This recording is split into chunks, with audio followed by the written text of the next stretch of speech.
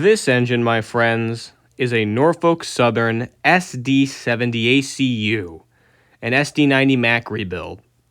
And here I am catching it at the depot in September of 2024. This is an insanely rare occurrence. The ACUs, while there are 45 left on Norfolk Southern, 17 are in storage, leaving very few left in service. But that's not the reason why they're so rare. The reason why they're so rare out here is because most, if not all of them, are stuck in indefinite helper service on the Pittsburgh line, near the Horseshoe Curve on former Pennsy metals. These engines help push trains up the grade and help them brake on the way back down. The ACUs, since they're so unreliable, have to stay nearby this line most of the time so they can stay close to Juniata shop so they can get any repairs when needed.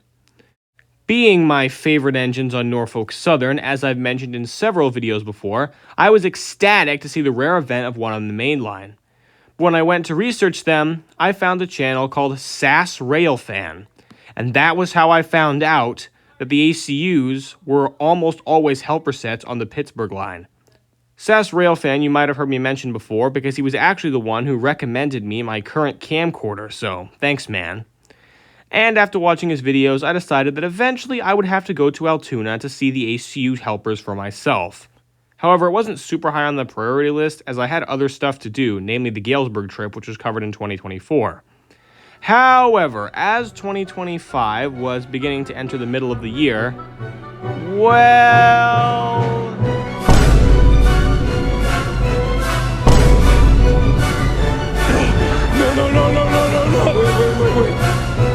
Wait. No! God, please, no! No!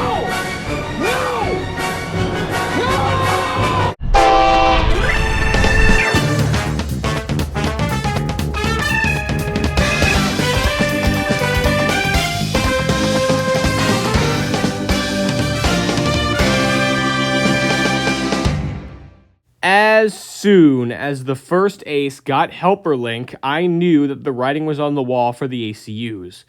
Technically, since I'm producing this video just as the aces are coming into helper service, technically it's possible that there's only going to be like 1 or 2 sets, and the rest of the ACUs remain in helper service, but this is Norfolk Southern we're talking about. You know they won't. And so the Altoona trip got shot up from, yeah, I'll do that eventually, to, we need to do this right now.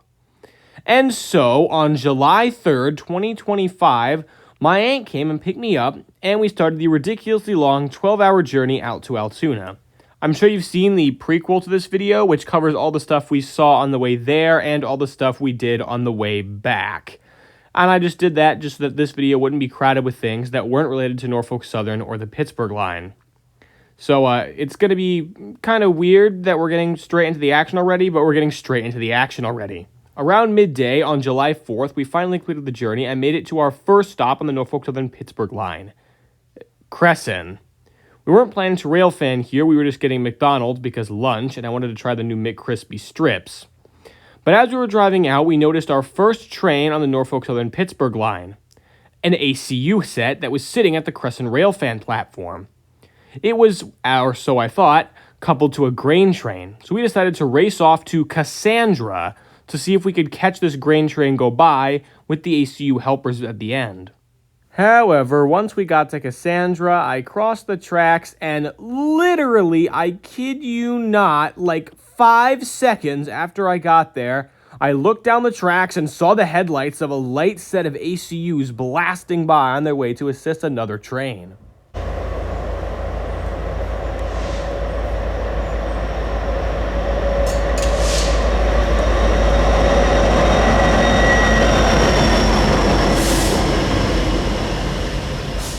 I was ecstatic to see the light set of ACUs. I basically just finished my goal for the whole trip.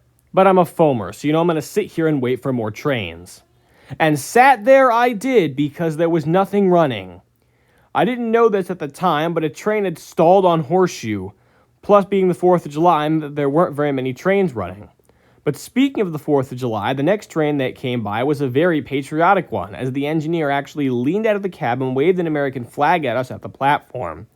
It definitely jump-scared me, hence why I'm not standing on the bridge, but the really impressive part about this train was what was leading it.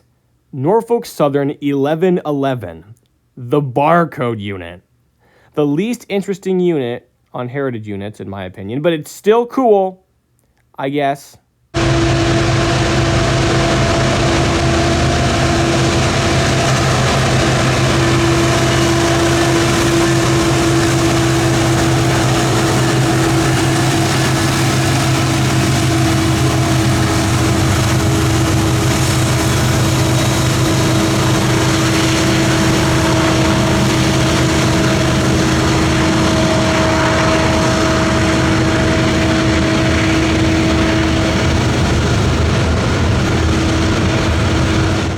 As the intermodal containers passed by, I was hoping that the train would have another set of ACUs on the end as helpers. But it didn't. Oof. Even though this train was in fact going up grade, as you can see it's going very slow, and that's probably because they had to stop to get helpers put on.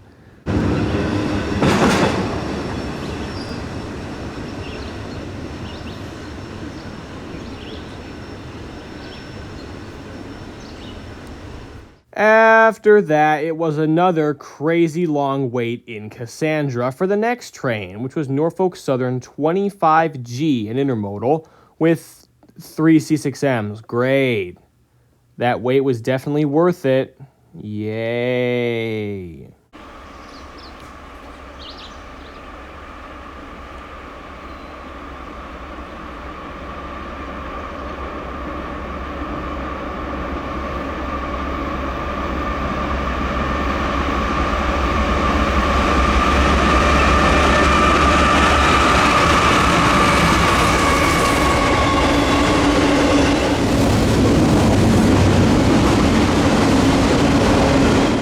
As the train was passing, I noticed this awesome caterpillar on the bridge.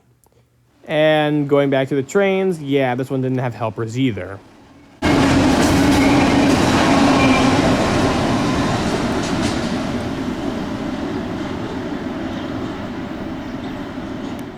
After that train passed, we were still waiting, and while we were waiting, I talked to some of the guys who were also railfanning Cassandra, and they told me something very upsetting. Norfolk Southern 63V, the trash train, one of the trains that I can't see back at the depot and that I wanted to see here, wasn't running today. I was a little disappointed, but, what can you do? Since we knew that that train and a bunch of other trains, like literally all of them, wouldn't be running for hours, we decided to go to a place where we knew we would find trains. Juniata Shops. However, on the way there, we stopped in Crescent just to see what the signals were and get a picture of the caboose. And of course, train. Yeah, a train showed up. It didn't appear on anybody's scanners or rail cam since it was just that light set of ACUs again. But I bet you're wondering, wait, why are they light going back the other direction? Well...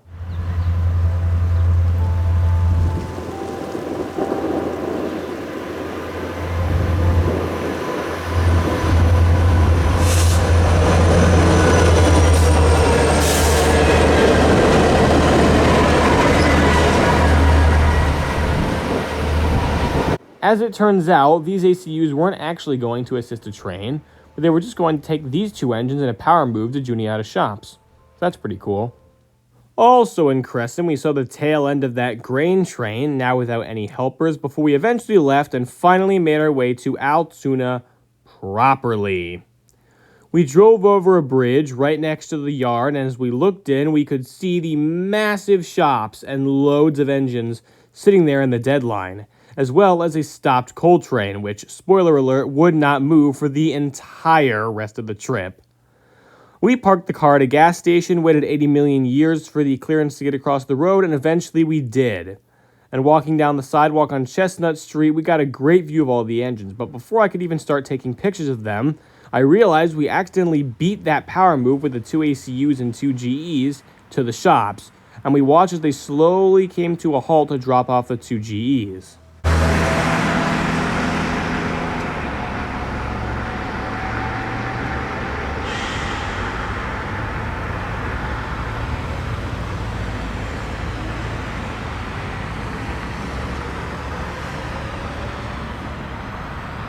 With nothing moving on the main line, I finally got the chance to take a look at some of the engines stocked in the shops.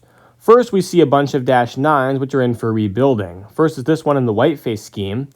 And here's 9753, which is in the horsehead scheme.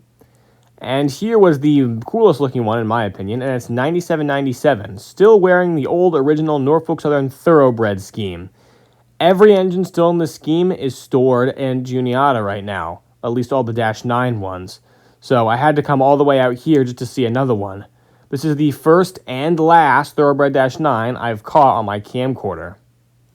Also here was the boring 9777 in the standard scheme, as well as 9751 also in the standard scheme. Behind them there were a lot more that I couldn't get photos of, but I did manage to snap a picture of 9776, now with 4952, its new C6M number, slapped on the front. And the last Dash 9 at the front of the deadline was 9750, also in the normal scheme. For me, the most shocking find in the deadline was Norfolk Southern 2767, which is an SD70M-2. Every single one of these engines has been out of service on Norfolk Southern since 2023, and I was shocked to see one still lingering in the deadlines in Juniata. Crazy to me that this thing is still here. Now we walk down to the second and most impressive set of engines in the deadline. Just here, in this little area, we have Norfolk Southern 6706, an eco unit, Norfolk Southern 1801, one of the yellow DC to AC SD70 ACC units, which apparently has a seized motor and probably will never leave Juniata ever, for the record, and an NS High Hood 5226 with Central of Georgia reporting marks. What? I have no idea how these three ended up here. Well, I do know how they ended up here. They were put here. But it's crazy that all three of them are right next to each other in this little area. Too bad they aren't more accessible. As I was marveling over that, I saw the two SD70 ACUs that had brought the Dash 9 and C6M in, leaving the shops, and the C6M and Dash 9 were just kind of left there over by the shops. Now we reach the part of the shops where damaged engines are repaired, starting with this Dash 9 9867, which I couldn't find any info on what derailment it was in, but it's not beat up too badly. Behind that engine is a Jeep, an AC44, and an SD40-2 chilling in the deadline. And behind those, there's another Gevo, number 8143, and next to that, there's another Dash 9, number 9745. Both these guys are probably here for maintenance. Same with the Ace 1102, which is right behind them, or maybe this one's going into helper service, but I doubt it considering it's a, newer Ace. Then there's number 7529, also probably here for maintenance because it's in the deadline. And back there is 3035, a Jeep, and an SD70 ACU, number 72987. And here we get to the real close-up engines that were involved in derailments. Here we have a Norfolk Southern C6M, number 4067, with some pretty severe damage on it. This engine was involved in a washout derailment in Collegedale, Tennessee in 2022. And it sustained quite a lot of damage, including a bent stack, ripped open side, a giant gash over where the numbers are, and significant damage to the internals and underframe. As far as I know, this engine is being repaired.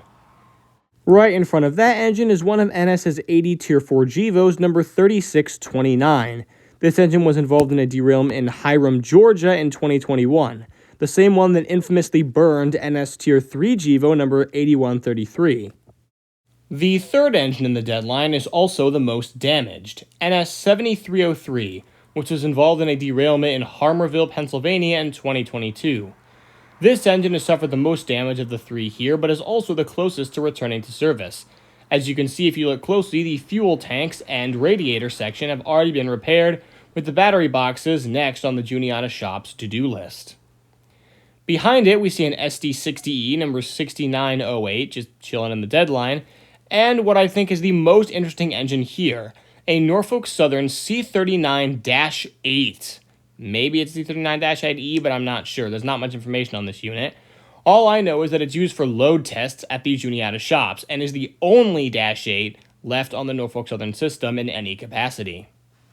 Also in this back area of the yard, there was a Jeep number 3041 with the crane in front of it, another Jeep, this time a GP60 number 7109, and heading along the side of the complex, we see a lot of plows that have yet to be fitted to their engines, and of course, the iconic Juniata Locomotive Shop sign, rebuilding for the future. I love how you can very clearly tell that the 1999 plate hasn't been swapped out in years, while the 2025 one is brand new.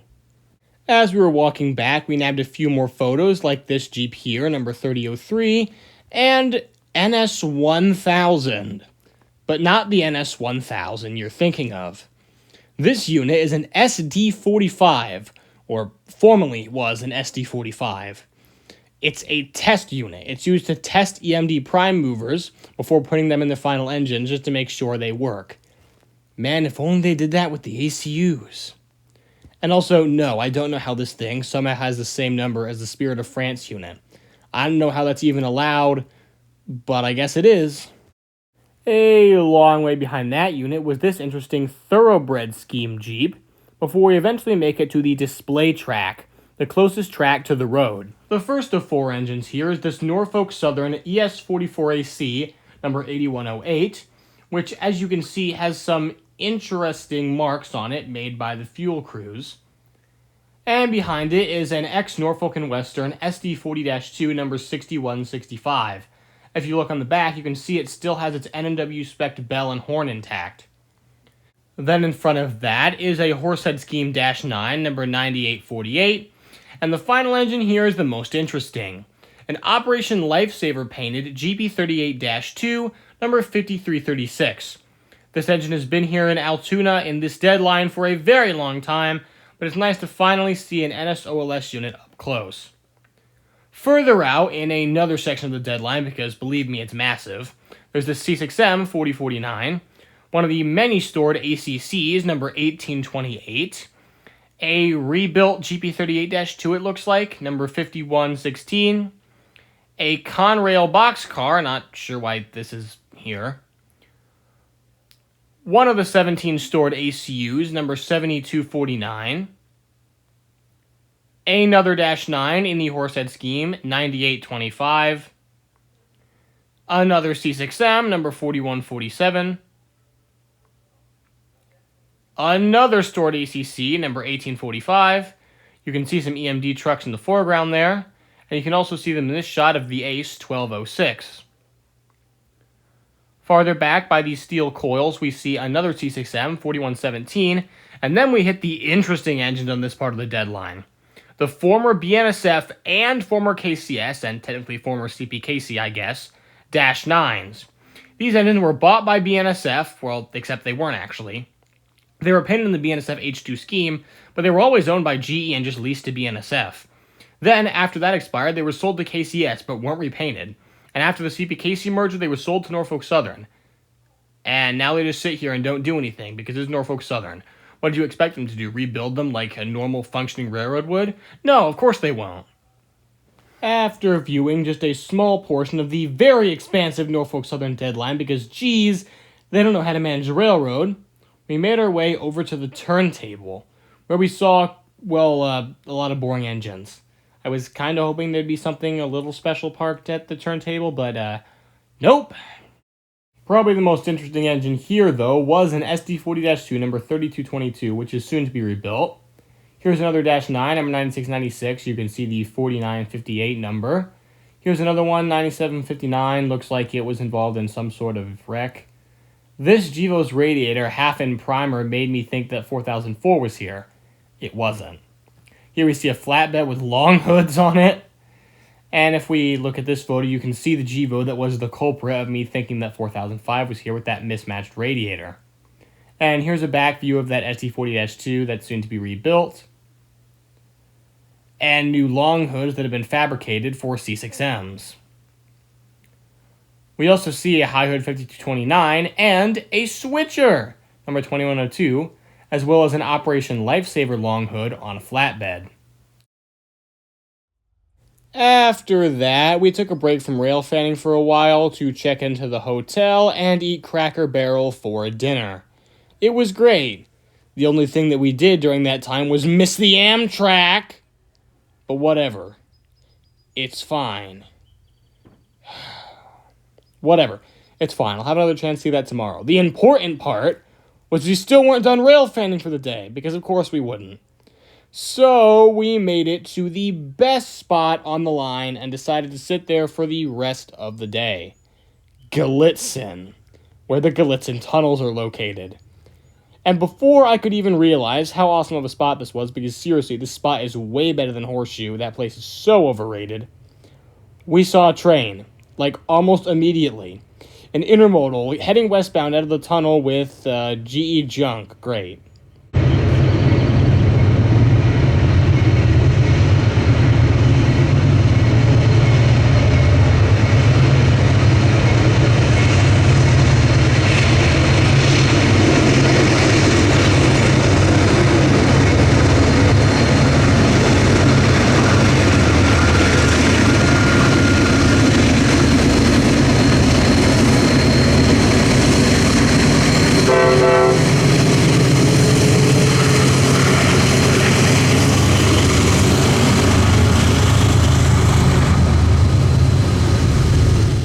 As the head end passed, I waited in eager anticipation to see if the train had helpers. And thankfully, this time it did. In fact, it was the same set of helpers we had seen twice already. We were not prepared for what they were about to do once they passed under the bridge.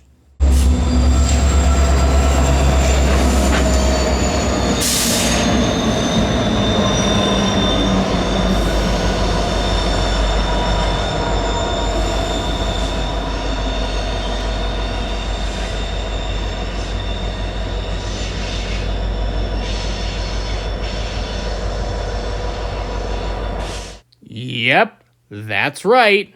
They cut off the helpers. And they just idled there for a little bit. Until eventually they got the notification that there was an eastbound train that needed to help up the grade, so they departed, unfortunately going in the wrong way for us to catch them going onto the bridge again. With the train activity taking a bit of a lull, I decided to go ahead and take a look at the preserved PRR caboose here, which is, well, it's a preserved PRR caboose. There's a lot in this area. This one's not too remarkable, aside from looking absolutely gorgeous in the afternoon sun. It wasn't too long afterwards that we heard rumbling coming from out of the tunnel.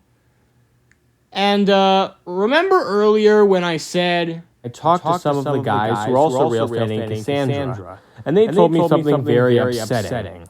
Norfolk Southern 63V, the trash train, one of the trains that I can't see back at the depot and that I wanted to see here, wasn't running today.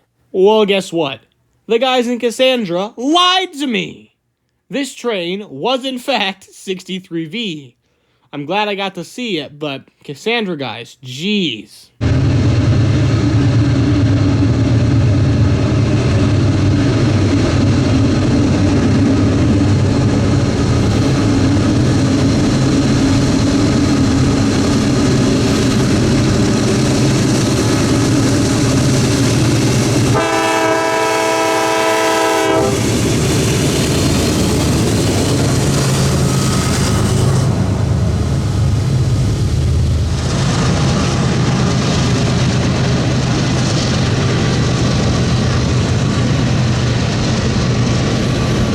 So if you don't know about this train, the reason why it's so special, and also called the trash train, isn't because it's bad in any way. It's because it actually, legitimately, no joke, carries trash. These cars have actual trash going to the landfill in Mingo Junction, Ohio. But let's stop talking about trash and talk about helpers instead, because this train also had a pair. I was filming some B-roll of the trash cars because, well, you know, I'm probably never going to get to see these for several years. And when I saw the ACUs come out of the tunnel, I darted to the other side of the bridge. And as the tail end of the trash train passed, the ACUs weren't there. Confused, I looked down and...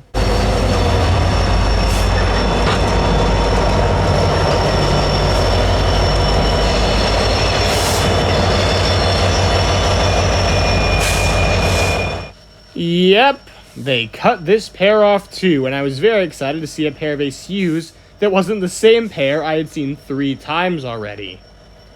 I took the opportunity of these ACUs sitting literally directly in front of me to zoom in on the helper link box that allows them to detach on the fly like they just did, as well as just the front of the engines in general. And just like the last ones, unfortunately, these two went away from us when they started moving again.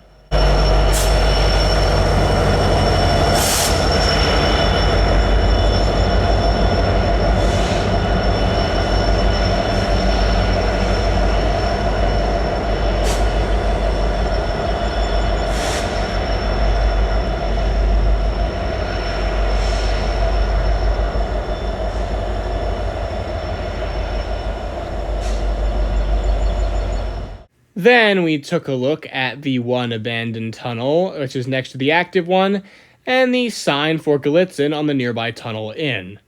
And after that, we spent like 30 minutes driving around Gallitzin just trying to find a bathroom, but that's beyond the point. And we made it back just in time to see this Norfolk Southern Intermodal, with a C6M, a Tier 4 Gevo, and another C6M. And I made the very poor decision to stand directly on top of it. The shot looks amazing. I honestly think it's the best shot I got on the entire Altoona trip, but I got blasted with smoke from these three.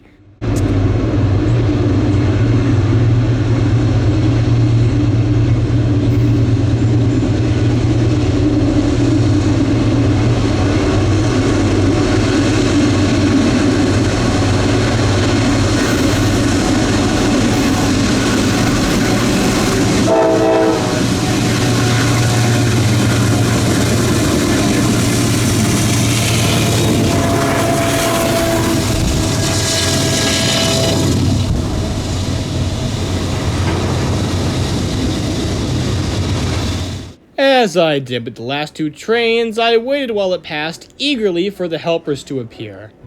But, my mood was quickly soured because...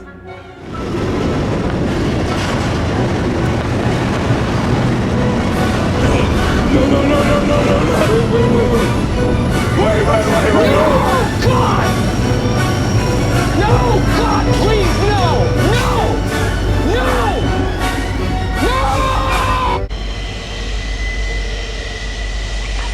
Yep, that's right. It was the dreaded Ace helpers. And they didn't even cut off this time so I could see them up close. Ugh. However, my disappointment would not last very long, as like literally 5 minutes later, we heard more rumbling as a Norfolk Southern manifest exited the tunnel with a C6M duo.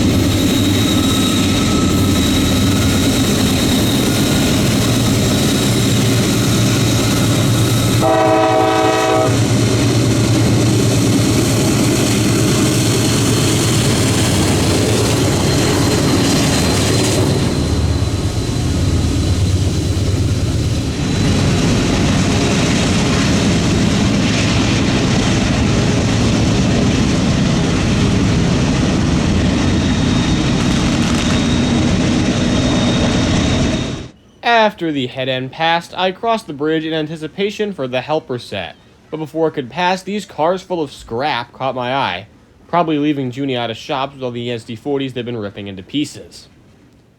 Then I saw headlights coming out of the tunnel and positioned myself for the helper set, only for it to be the mid-DPU.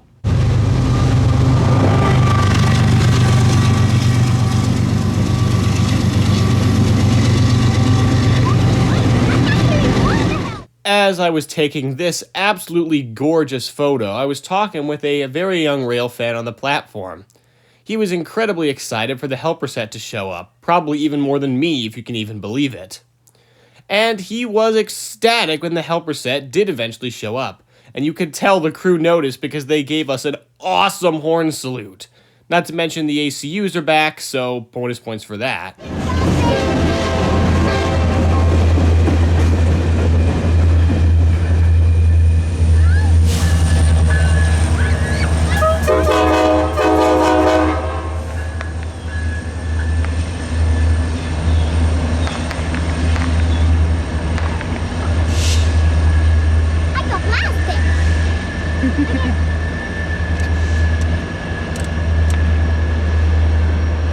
As the beautiful ACUs rounded the bend, not cutting off again, they probably cut off in Crescent, the Galitzin Park actually closed. You're not allowed to stay there any longer unless you're staying at the Tunnel Inn, which we weren't. So we went back to our own hotel, as that was the last of the rail fanning we did on that day. We didn't do anything at the hotel. What did you expect? The next day, on July 5th, 2025, we headed out relatively early in the morning to go hit the Railroaders Memorial Museum, which is in downtown Altoona. They were having a fireworks display called Mainline Mania that afternoon. We were going to go to it, but we weren't sure if the museum would be closed during that event or not, so we decided to play it safe and go to the museum in the morning. We headed into the museum to do the outdoor exhibits first, but you couldn't because obviously you had to pay to get in. Thankfully, they had a bundle which included the Horseshoe Curve fee as well, so we just did that. Heading outside, we saw this Pennsylvania Railroad flat car, this unmarked yellow boxcar which looks like a reefer, this random Pennsylvania Railroad tender, genuinely have no idea how it's here, and if we look into the shops, we can see the guts of K4 1361 spilled all over the floor. We see its tender and its boiler, but that's as far in as you can go. We also saw this Brookville tiny switcher, but as we started to march towards the main area, well... What even is this? I don't know, why? It's literally half in a building. Actually, walk up the stairs to get into it. Oh no, forget Conrail, embrace rail. After seeing that, it took me quite a while to exit my state of immense confusion, but eventually I entered a state of immense foaming, because Penn State Altoona's personal locomotive, number 2020, was sitting on the turntable this day, probably for the fireworks event later that day, instead of just being parked in the museum where it normally is. This loco is absolutely gorgeous. Not only is it clean and shiny, but also it's an amazing livery. Blue and white, where have I seen that before? Also, it's an SD60i, which automatically makes it awesome because those locos just look really, really, really good. In the brown house behind it was this random GE switcher. I'm not exactly sure what this is. And around on all the display tracks, there was loads of rolling stock, including this reefer car, and an assortment of Pennsylvania Railroad coaches, including what I think is a baggage car, and then this, which is like a half baggage, half passenger car. And then this Norfolk Southern 50-foot boxcar, which is painted in a special livery to celebrate the 150th anniversary of the Horseshoe Curve. I think it's so funny that Norfolk Southern is like super mega acknowledging themselves on this car, but at this point they had only owned the Horseshoe Curve for a measly 5 years since they had taken over Conrail in 1999. Also, this car definitely needs a repaint. But back to the Pennsy stuff, we see a proper coach and a caboose. With all the outdoor exhibits done, we headed indoors. There was quite a lot of stuff in here, including this rail activity where you can place spikes in, similar to the one they have at the National New York Central Museum, this O-gauge GG1, and a beautifully weathered O-gauge M1 Mikado. Now, there is a lot of stuff in here, and I had the foresight to not want to narrate it all, so pass me, take it away. Okay, so thanks for letting me speak again, future me. And we're here at the Railroaders Memorial Museum in Altoona. I didn't want to take a picture of everything here, so I'm just going to take this video and explain, wow. Numerous materials were experimented with in order to find the most abrasive absorbent fabrics, which wastes used exclusively in the 50s when roller bearings. Wow, okay. Turtle box making up a freight train, classification, engine crews out here, locomotive engineer, fireman, brakeman, conductor, brotherhood. That's weird. And I-1 SA, decapod model in there. Gotta love it. PRRs, I think those are reefer cars. No, those are automobile cars. A lot of this looks like, I don't know if this is a real steam engine front, but could have, oh no, it's plastic. You could have at least thrown the keystone on there, come on. Foundry, This place is really eerie when there's nobody in here, but I love it. Plenty of creepy mannequins in here. Look at that. Bro is not looking great. There's a lion, Rex, and Fluff. This place is so awesome. This is like literally the exact. This is the closest you're probably going to get to like a proper museum, such as like the Field Museum in Chicago, but exclusively for trains. No, Rex and Florence. Tragic and costly stories in running a railroad. Yeah, they are. We got this over here. There's these. You look down this way, you see there are the doors, you know, reception, you know. Over this way. Hello. And down there is a full-size replica of the front of 1361. Sadly, the real thing is in pieces at the moment. Walk across this kind of terrifying bridge. More mannequins just here, I guess. 12th Street Bridge. We watch down 12th Street. You hear the flashing, welding. Oh, that's cool. 12th Street. At home, our lives in Altoona. Wow. Sort of a replica of a average room at the time. Of course, they got. There's the bridge in Johnstown. There's Horseshoe Curve. Definitely a railroad-loving family lives there. And look at all these over here.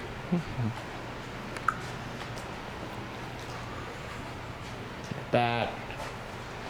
Tons of memorabilia, old pictures, you know. Mural with much less creepy-looking people. And the mannequins. Mannequins are just creepy, okay? You get my point. Tons more rare memorabilia over here. Mostly this is shop people. This is more of an Altoona museum, more so than it is a Pennsy museum. And I like that. Groceries. And this is just only the second floor. We haven't even made it to the third floor yet, so I'll pick you back up there. For some reason, I didn't take a video of the third floor, so I guess I'm back to narrating. Yeah, anyways, here's this exhibit on locomotive expansion and dynamometer cars. Here's a stack of oranges. Why are they here? That's beyond me. Hey, look, it's the S1 at the New York World's Fair. Gotta love to see that. A giant replica of a cake with PR. I don't understand this one. Then there's this area. GG1 poster, just showing off electric locomotives. Also, the floor in one of the rooms literally has the Pennsy Keystone in it. This is not a joke. It looks awesome, actually. And more stuff. I'm not exactly sure what this is. Can you tell this is unscripted? Anyways, look at this. It's another super creepy mannequin talking about shareholders and stocks and stuff that I don't really understand. And this is in the 1940s, so I understand it less. Oh, model railroads. Yeah, I understand those.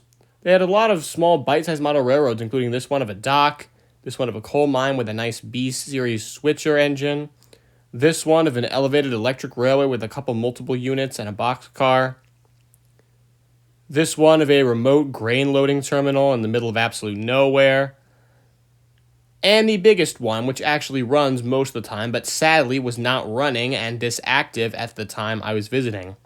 They had a lot of locomotives, Pennsy diesels. This is clearly set like in the 60s, late 50s, before the Penn Central merger.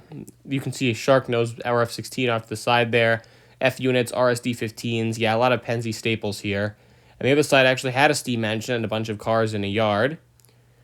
Up here, they also had a full replica of the controls of PRR 1361.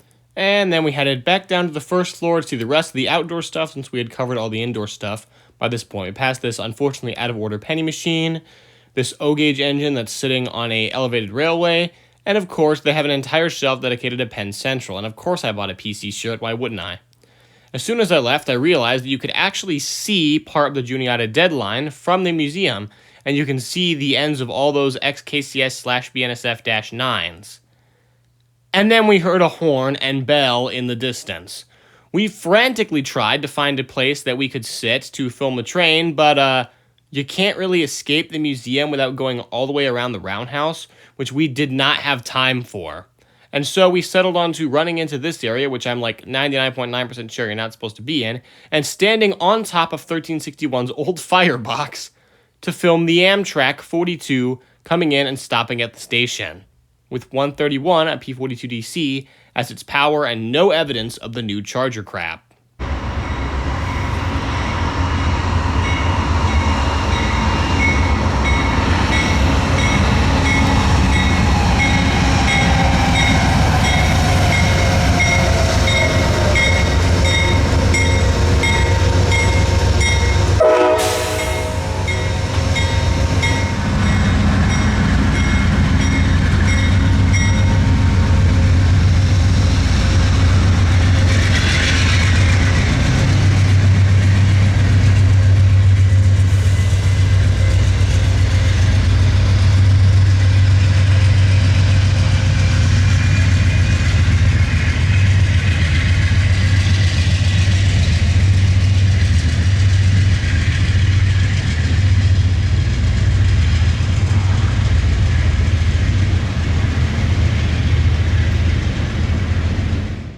And as we were leaving, we heard the horn and rumble from yet another light set of ACUs gliding past the museum. Sadly, we couldn't get back to our rather sketchy spot in time, so I had to settle for filming from here as the two ACUs passed. But remember these two, they will be important. Later. Anyways, we started making our way back towards the car, and we took one more picture of the inside of 1361 before driving off to Horseshoe Curve, the most iconic spot in Altoona. And it's easy to see why. I'm pretty sure every railfan under the sun has heard of this place. And if I'm going to be honest, it's definitely overrated, but it's still really awesome. Still not as good as Gallitzin, though. Anyways, of course, as soon as we pulled in, there was a train already rounding the curve. I later learned that it had literal C6Ms for power, so I literally did not care. But I sat here at the summit, filming up for like 5 minutes, with my camera held in the most uncomfortable position imaginable to capture the helpers, only for there to not be any.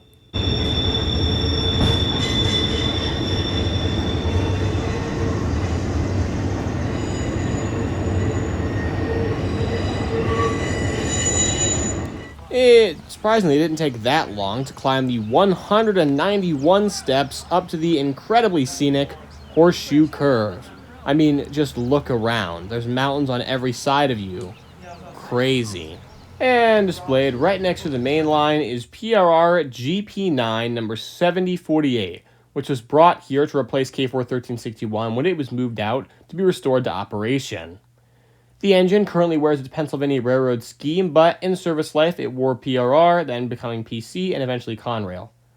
You have no idea how many times it took me to get that line right in editing. This is take 9 of this line. Anyways, now that I'm done venting my frustrations, let's talk about the next train. The first train we saw at Horseshoe was actually a light set of ACU helpers.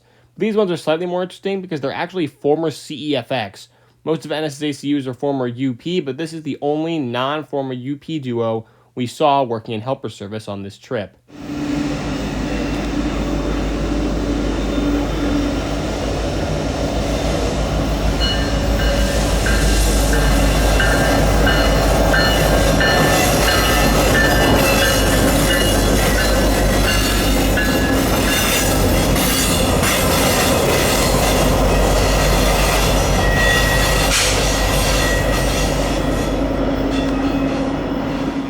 It was a little bit of a wait before the next train, which was another set of ACU helpers going the other direction. In fact, it's the same two we saw back at the Railroads Memorial Museum. We somehow managed to beat them here.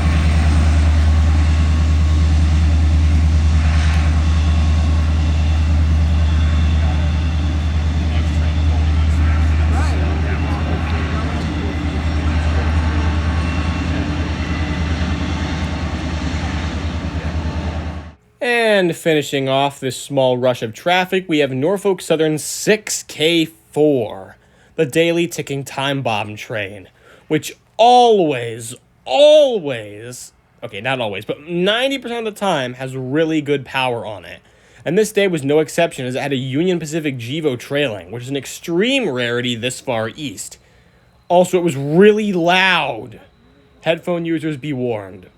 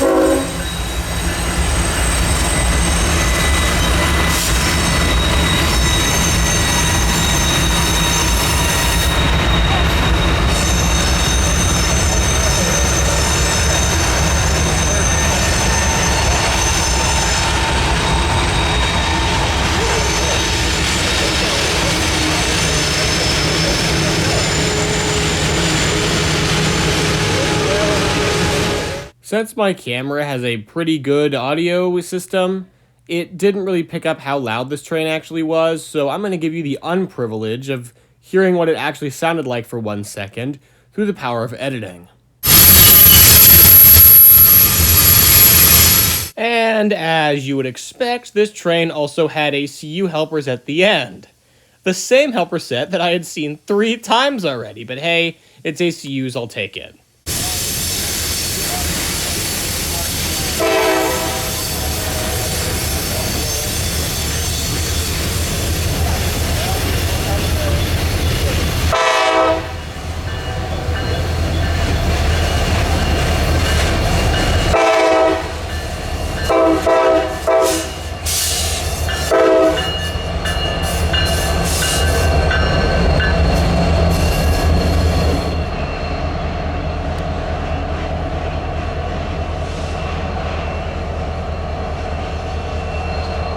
I think this going away shot of these ACU helpers is probably my second favorite after that right above the train shot in Gallitzin, just showing the insane contrast between how small the usually really big seeming trains are compared to the absolutely gigantic mountain. After that, there was a very long break in the train action, so I got the opportunity to look at this sign, which, oh god, it's so bad. Let's just go ahead and point out the things that are wrong with this. Number 1, the P42DC has 6 axles. Number 2, there is SD40E helpers listed, while those haven't been in service here for 6 years. 3, the SD40Es are actually just SD40-2s. 4, no. Anyways, back to the train activity. As I said, it was a ridiculously, stupidly, dumbly long wait before the next train. In fact, it was very close to Horseshoe Curve's now earlier closing time because of the holiday weekend at 1 p.m. by the time the next train showed up. The next train, though, was a very nice one. NS11V, another train I can't see back at the depot. A absolutely monster manifest, and it had the only EMD leader I saw that wasn't a helper for this entire trip in the form of an ACE number 1132.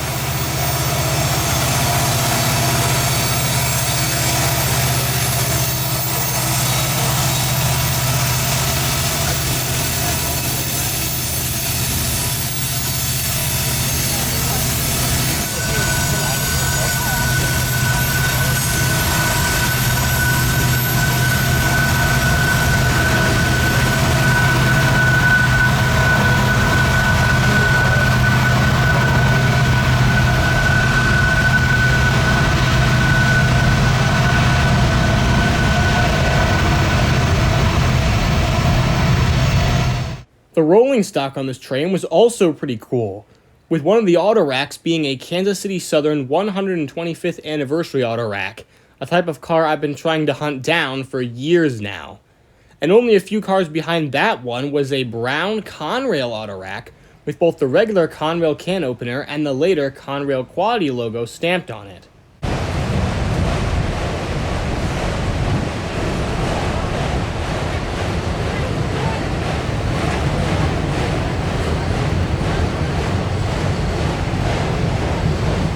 Because this train was so thick and took forever to pass, I took the opportunity to take this amazing shot showing just how horseshoe-shaped Horseshoe Curve really is, panning over so you can see both sides of the train at the same time. This was mind-boggling to me. My brain still cannot comprehend how trains don't just derail on this curve every single time, especially the large coal trains or monstrous manifests like this one. However, we thought the manifest was going to end when we heard more rumbling coming from the slope, expecting to see helpers, but we got Galitzin like we did earlier, and guess what? It was a mid-DPU, and it was a C6M this time. Brother.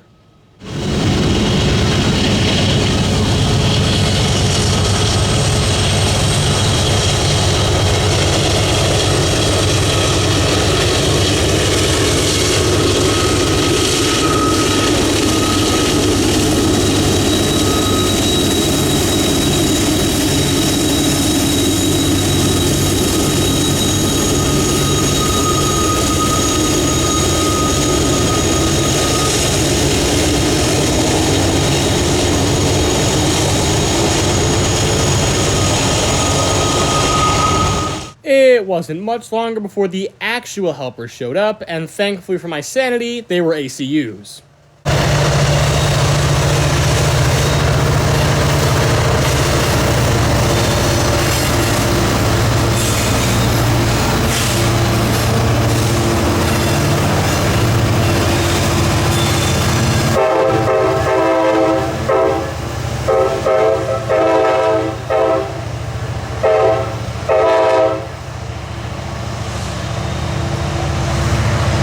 As the ACU helpers were leaving, I thought I heard rumbling. Then someone shouted, "There's another train!" I was completely baffled until I turned around and saw Norfolk Southern 25G racing 11V, with a somewhat nice Tier 4 GEVO trailing third.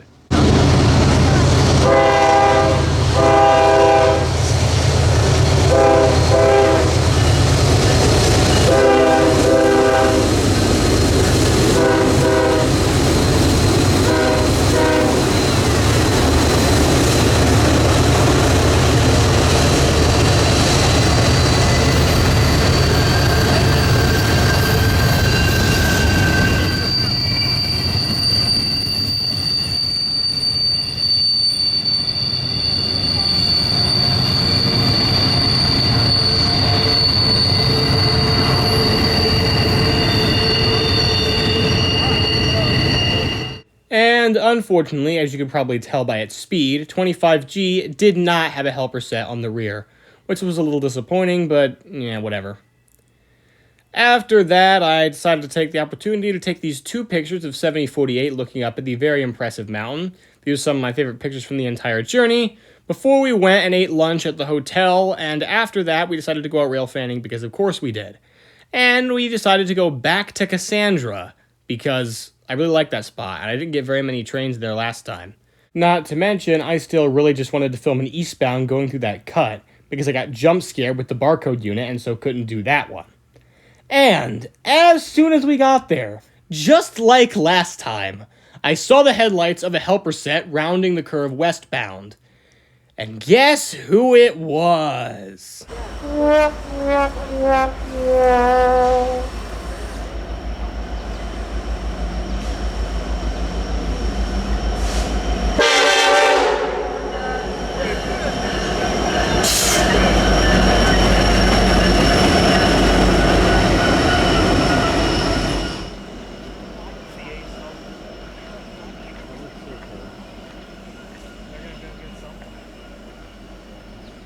It wasn't too long of a wait after that. In fact, it was a very enjoyable wait as I was talking to a lot of the other people who were around.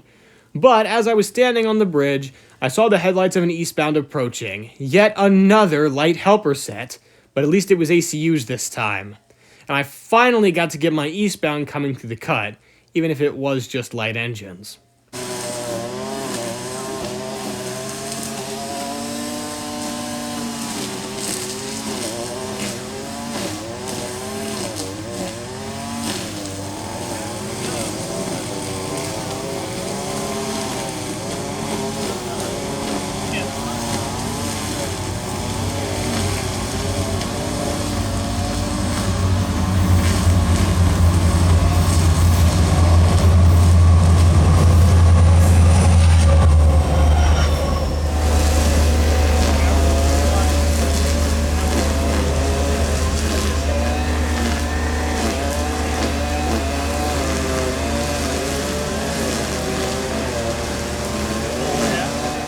After that, I was talking to the same guy who I was talking to when I was first in Cassandra, and he told me that there was no trains running for 2 hours plus in either direction, since nothing had gone by Johnstown or the curve, apparently. And I was disappointed, but, there wasn't anything I could do about it. So I decided to go to Kearney's Crossing just to say that I was there. I'm not really comfortable with sitting at just random crossings for very long, so I thought that, now was a nice time to do it, nab it while there weren't any trains running. After about 2 minutes at Kearney's, we headed to Crescent just to check the signals, and we figured that this was a nice and comfortable spot to chill and wait for Amtrak 43, because by now that was the only reason we were out. I just wanted to see the Amtrak Pennsylvanian service, which I knew I wouldn't have another chance to see for a very long time, and I had screwed up my shot of 42 earlier that morning. But guess what? Guess what? As soon as I got to Crescent, look what showed up. Yep, the Cassandra guys lied to me. Again.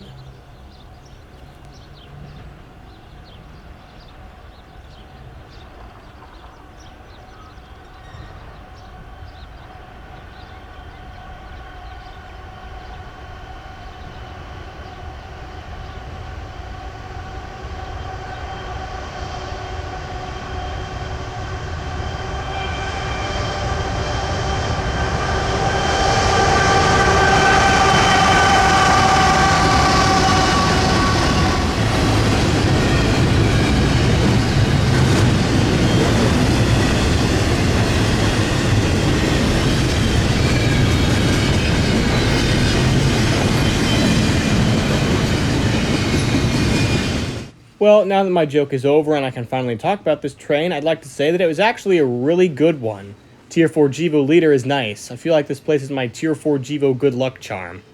Anyways, this train was also super short, and the reason the end of the train clip looks so weird is because I was trying to zoom in and show the leaders to show just how short it was, but it wasn't that short.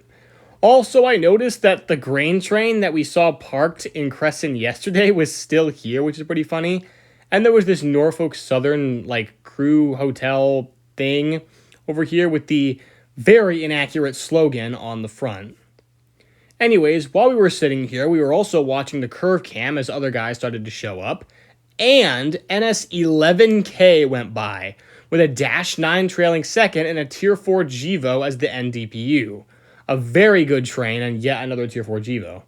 This was also the only Dash 9 I saw moving for the entire trip. And it was about 15 minutes before some guys who had chased it from Gallitzin showed up, and soon after that, well, there was the train. It's coming. Oh, okay.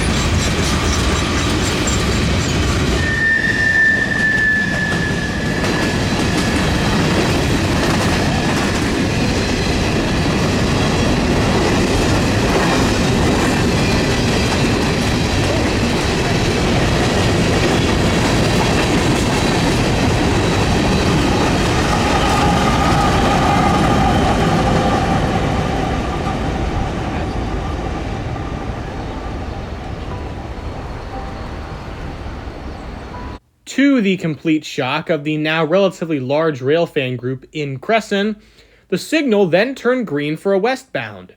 We were confused as there weren't any westbounds that were scheduled to come through for quite a while. However, the westbound turned out to be NS36A, which had apparently been stopped in South Fork for like 3 hours, waiting for an available helper set to help it up the hill. The power set, though, was very interesting.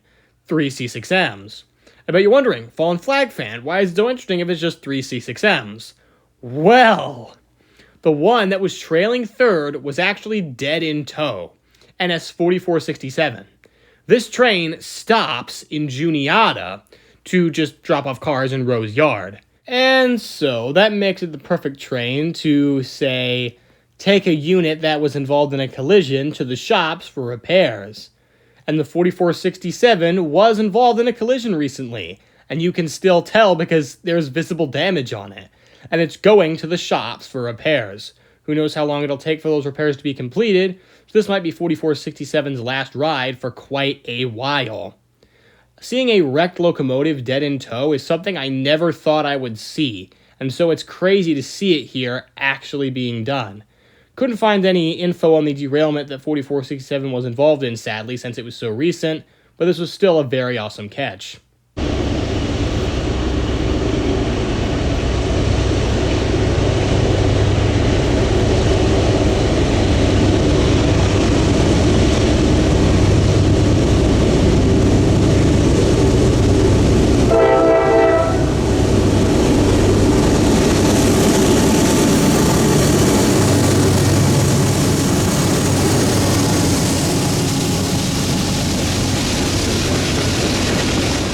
Since the third engine on the head end was dead in tow, the train had to have a mid-DPU.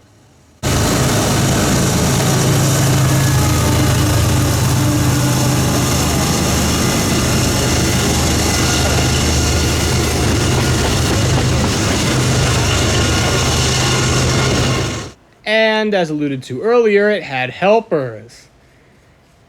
And guess what helpers they were?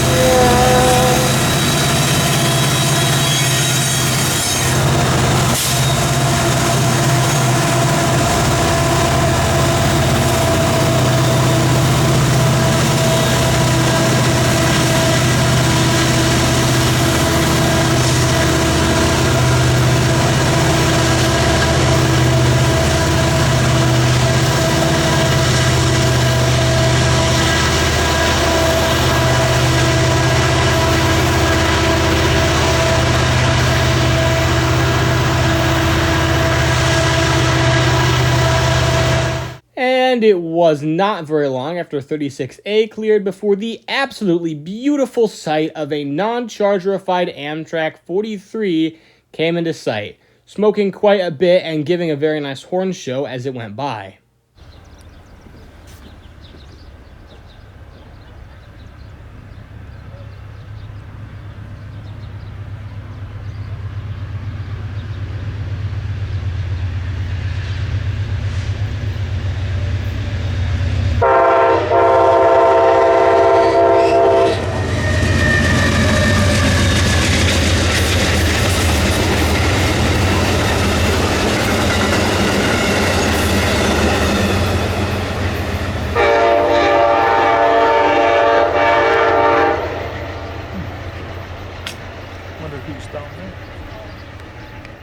With it now getting relatively late, we finally headed to the Mainline Mania fireworks show.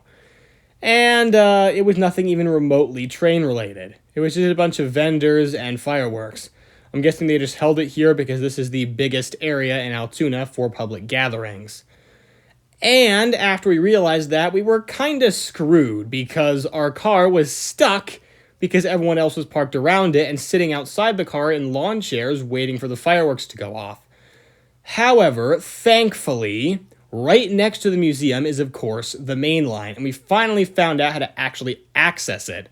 So we decided to just Railfan until the fireworks went off.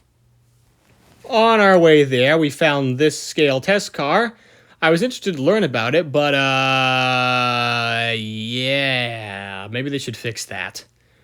Most of the museum was closed, as we had thankfully predicted earlier in the trip. However, the turntable area was still visible from outside, and PSU 2020 was still sitting there, absolutely gloriously basking in the evening sun. We climbed the bridge over the track, which leads to the Amtrak station, to get these two elevated photos of it before heading back down to the ground. We saw the signal for a train, so we thought, well, there had to be one coming. We were not expecting 2 trains to be coming. One of them was an intermodal with 2 C6Ms, but a nice ace in the middle, and the other 2 were also aces, but they're the gosh darn ace helpers. Can we escape these guys, please?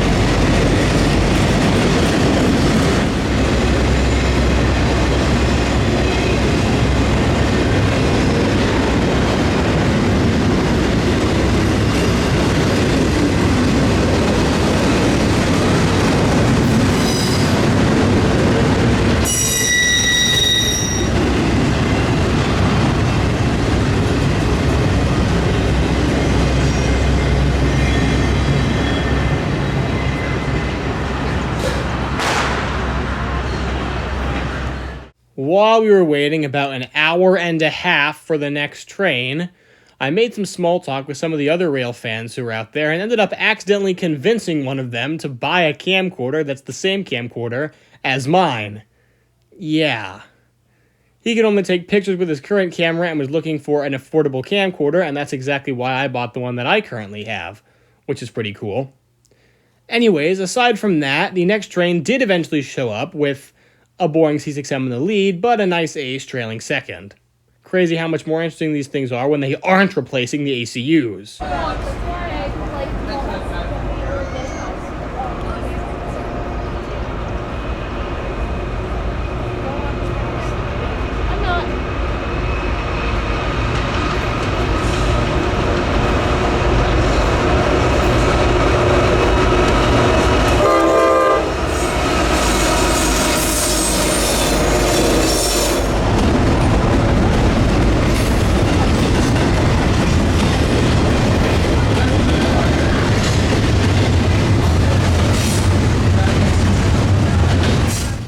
And unfortunately for all of us sitting at the platform, this train had no helpers.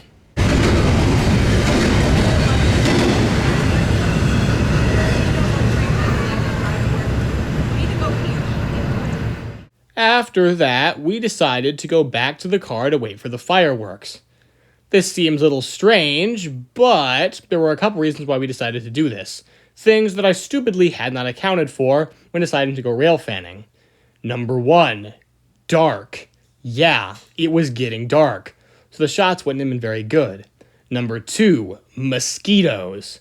Yeah, they were out and absolutely harassing us, again. And number 3, marijuana is legal in Pennsylvania, and everyone at the party was coming over to that secluded area by the tracks to smoke it out of the way. So yeah, we didn't want to inhale that. So we headed back to the car and waited. We did hear one more train go by while we were waiting, but I didn't really care for the reasons I previously mentioned. It took them forever to start setting off the fireworks. The event was due to end at 10:30, and it took until 10 for them to start launching the fireworks, but eventually, finally they did. However, we knew that we were in a lull of the action, so we would not be getting any full mainline trains passing by while the fireworks were going off. So we decided to just settle for filming them above PSU 2020 instead.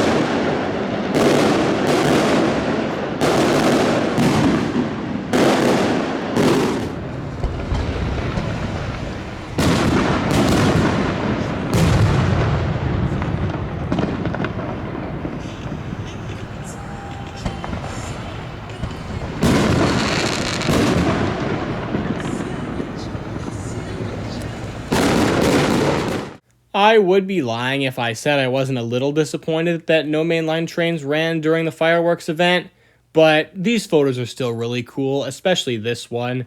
I'm just glad they moved PSU 2020 out of its normal spot so I could have it as the secondary focus for my fireworks pictures. I mean, look at this one. A lot of these are really good, and they're honestly probably my third favorite things I filmed during the Altoona trip, behind that one shot in Gallitzin and the ACU helpers leaving and the mountain in Crescent. However, it was super late, so after that, we went back to the hotel, showered, everything, went to bed, and we woke up the next day for the long 12-hour drive in one day home, all the way back to Indiana. The things we did on the way back were covered in the previous video, so if you haven't watched that yet, you should probably go do that. And that was it. The entire Altoona trip. But if you think I'm about to end the video here, you are sorely mistaken, because I haven't complained about how much of an absolute nightmare this video was to make. Yeah, you think this was easy? No. So first, I nearly got my SD card with all this footage on it corrupted. Awesome. I just barely managed to salvage the footage off of it, but I'm still missing a couple clips. I don't know if you noticed them, but I'm still missing a couple. Great. Second, the iPad that I normally edit videos on has so little space on it from all the crap that's on it that I literally could not edit the video on this. So I'm editing this video on a completely different iPad that I so happen to have lying around. Great. 3. When I went to download the clips from OneDrive, I downloaded them onto that other iPad first, meaning that I had to re-download them all twice on my new iPad, which I'm just going to call the editing slave.